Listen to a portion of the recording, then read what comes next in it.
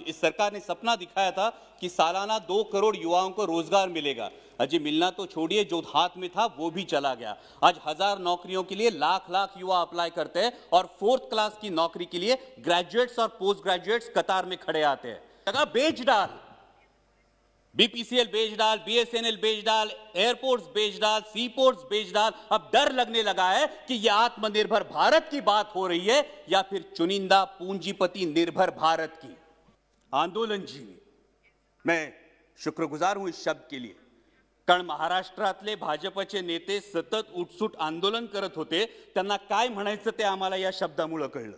राष्ट्रपति जी ने अपने अभिभाषण में नए संसद भवन के निर्माण की बात की, गर्व की बात है, लेकिन सवाल यह उठता है अध्यक्ष महोदय कि जिस देश की सार्वजनिक स्वास्थ्य व्यवस्था कोरोना की महामारी में बुरी तरह से एक्सपोज हुई हो, उस देश की प्राथमिकता क्या होनी चाहिए? नया संसद भवन या हर जिले में हर संसदीय चुनाव क्षेत्र में एक सुसज्ज अत्याधुनिक सार्वजनिक अस्पताल? देश की प्राथमिकता को नजर रखते हुए सिर्फ 22 एम्स से कुछ नहीं होगा। देश की प्राथमिकता को नजर रखते हुए पहले अस्पताल और फिर संसद भवन, इस पर आत्मचिंतन हो, ये मेरी गुजारिश है। Please silence, silence please. Bidur ji. और वैसे भी इस संसद भवन की मांग किसी ने नहीं की है, लेकिन हर सांसद मेरे इस बात से सहमत होगा कि हर संसदीय चुनाव क्षेत्र में एमपी लैड फंड के तहत होने वाले विकास कामों की मांग जरूर हो रही है। इसलिए मेरी दरख्वास्त है कि इस एमपी लैड फंड को अविलंब पूर्ववत किया जाए।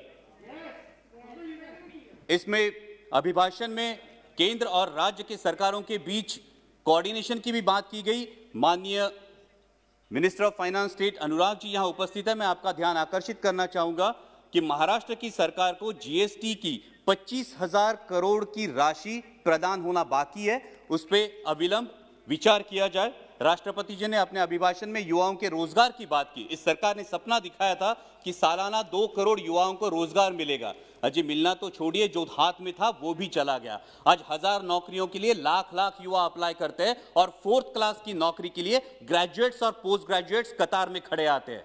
पहले नीम और अब नेशनल अप्रेंटिस जैसे प्रोग्राम, ये जो नीतियां हैं, ये देश के युवा वर्ग के लिए शोषण व्यवस्था साबित हो रहे हैं, क्योंकि पहले नौकरी लग जाती है, फिर माँ बाप शादी कर देते हैं और 2 साल में कंपनी ब्रेक दे देती है ताकि उसको परमानेंट ना करना पड़े और युवा के भविष्य में अंधेरा छा जाता है। इसलिए इन युवाओं के आक्रोश को समझे और इन नीतियों पर पुनर्विचार हो।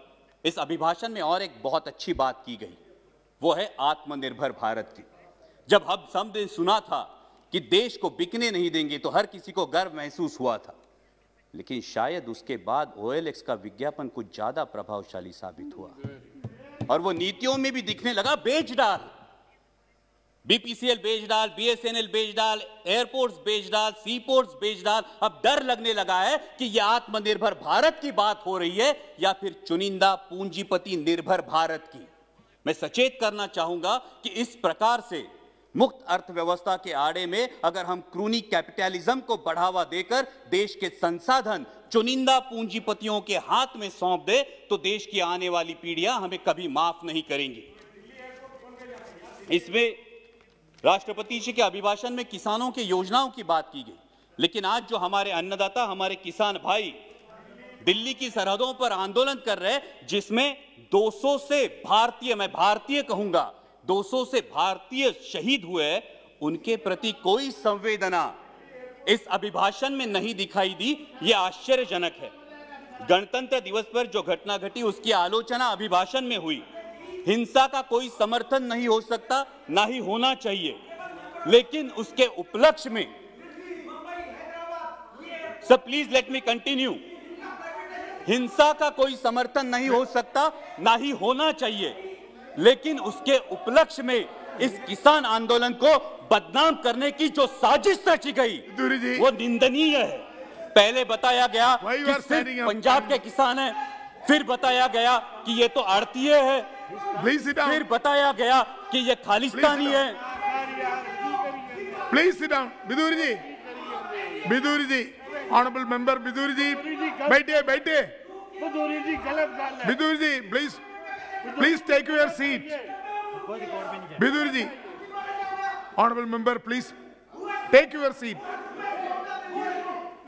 So please bring House in Why order. you are angry? Sir अगर You sit down there. Sir अगर ऐसे बोलेंगे कल इनके नेता भी बोलेंगे तब हम बीच में चलाएंगे फिर अच्छा होगा सर। No, why? ये जानबूझ के है। Whenever कल you, इनके नेता बोलेंगे, Vidurji, हम whenever भी you बीच will में speak, बोलेंगे। at that time, that time you can tell everything. Why you are stand up every time? Thank you sir. Please. Sir, गणतंत्र दिवस में जो घटना घटी उसकी आलोचना अभिभाषण में हुई। हिंसा का कोई समर्थन नहीं हो सकता, ना ही करना चाहिए, लेकिन उसके उपलक्ष्य में इस किसान आंदोलन को बदनाम करने की जिस तरह से साजिश रची गई वो निंदनीय है। पहले बताया गया ये तो सिर्फ पंजाब के किसान है, फिर बोला गया कि ये तो आड़ती है, फिर बोला गया ये खालिस्तानी है, और फिर तथाकथित आईटी सेल ने और मीडिया के कुछ नुमाइंदों ने उन्हें देशद्रोही करार दे दिया। मैं पूछना चाहूंगा कि सर, जो बाप अपने 18 साल के नौजवान बेटे को बोलता है उठ तुझे फौज में भर्ती होना है, तूने बेल्ट की नौकरी करनी है, जो मां अपने बेटे को बॉर्डर भेजते हुए बोलती है कि अगर दुश्मन ने देश पे गोली चलाई तो तूने अपना सीना आगे कर देना है, तो वो देशद्रोही कैसे दिए जाते हैं? सर, आज बेटा सियाचिन में -डिग्री सेल्सियस में देश की रक्षा कर रहा है और उसका 70 साल का बूढ़ा बाप दिल्ली की सरहदों पर अपने हक के लिए कड़ाके की सर्दी में आंदोलन कर रहा है, तो किस मुंह से बोलेंगे जय जवान जय किसान? और सर, आज तो देश को 2 नए शब्द मिले हैं, उसमें से एक है आंदोलन जीवी। मैं शुक्रगुजार हूं इस शब्द के लिए, कारण महाराष्ट्रातले भाजपचे नेते सतत उठसूट आंदोलन करत होते, त्यांना काय म्हणायचं ते आम्हाला या शब्दामुळे कळलं। पण ज्या कष्टकरी वर्गासाठी आमचे बाबा आढावांसारखे सामाजिक कार्यकर्ते वयाच्या 90 ठामपणे उभे राहतात, ते मात्र महाराष्ट्राचा अभिमान है। लेकिन मैं पूछना चाहूंगा सर आपके माध्यम से कि जिस देश की स्वतंत्रता की बुनियाद ही आंदोलन हो, उस देश में इस बात का प्रयोग कैसे किया जा सकता है? सिर्फ 1 मिनट में कंक्लूड करूंगा सर। यहां पे कई माननीय सदस्य बोलते हुए उन्होंने परराष्ट्र में जिन्होंने अच्छी बात की उसकी सराहना की, लेकिन ये कैसी विडंबना है सर, जब ब्राजील के राष्ट्राध्यक्ष संजीवनी की उपाधि देंगे तो हम खुश होंगे, जब अमेरिकी पूर्व राष्ट्राध्यक्ष हाउडी मोदी बोलेंगे तो हम तालियां बजाएंगे, और जब कोई विदेशी मानवता के दृष्टिकोण से किसान आंदोलन पर टिप्पणी करेगा तो फिर वो फॉरेन डिस्ट्रक्टिव आइडियोलॉजी हो जाती है। सर, ये बैरिकेड्स लगाना, ये फेंसिंग करना, ये किस प्रजातंत्र का लक्षण है? सर, महामहिम राष्ट्रपति जी ने अपने अभिभाषण में आर्य चाणक्य के